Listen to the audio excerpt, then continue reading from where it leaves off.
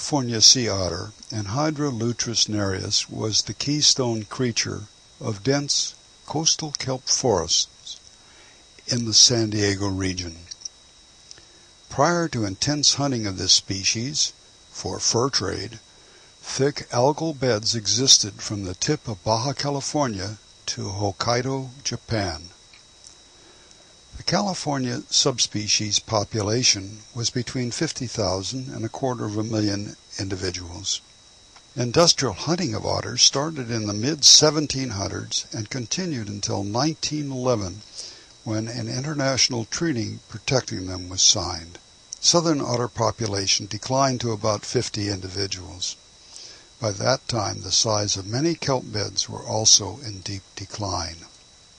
Otters eat sea urchins, crabs, snails, abalone, about 100 marine species. Sea urchins control kelp by eating it. Otters keep critters that munch out on kelp in control. Lobbies for commercial harvesting of fish, sea urchins, and kelp have stopped federal fish and wildlife from colonizing south of Point Conception with this largest member of the weasel family. Some environmentalists in San Diego area support the idea of trying to reestablish the ancient kelp bed habitat with kelp plantings and otter introduction. The sea otter is an attractive creature that is easy to anthropomorphize. People think they're cute. One of the big fundraisers for aquariums and environmental groups are stuffed otter toys.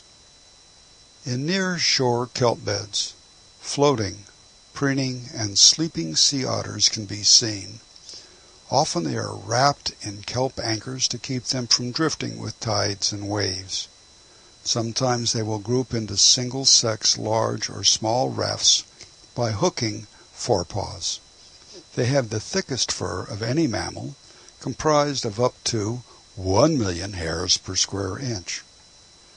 These hairs provide a massive air trap that keeps the animal warm, so they don't need blubber.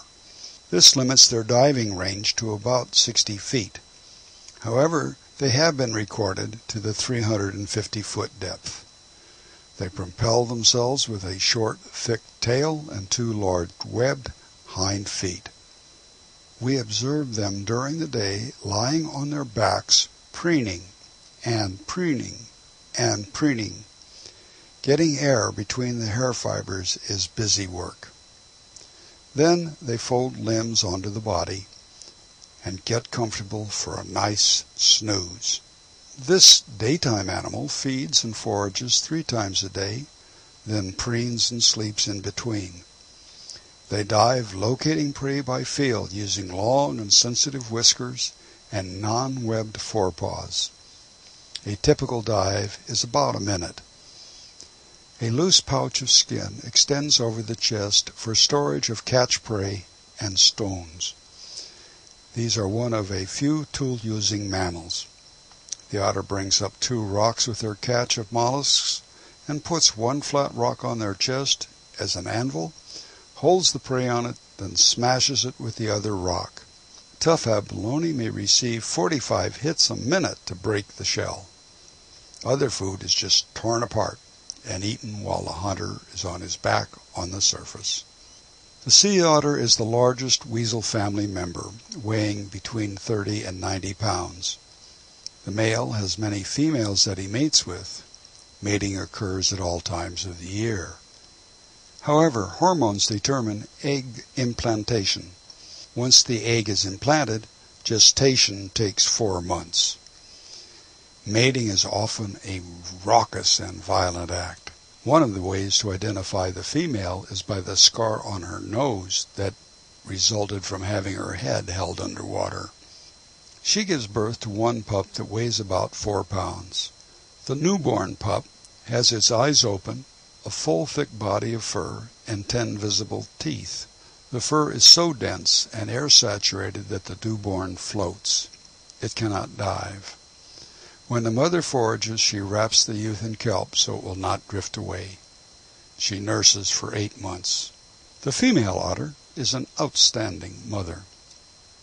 Female otters live for 15 to 20 years, while the male lasts for 10 to 15.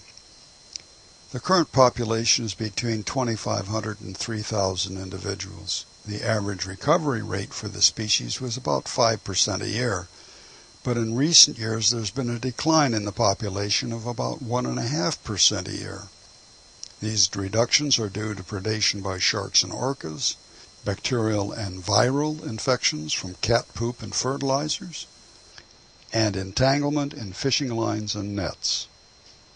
The sea otter, a story of species recovery, political intrigue, and commercialism.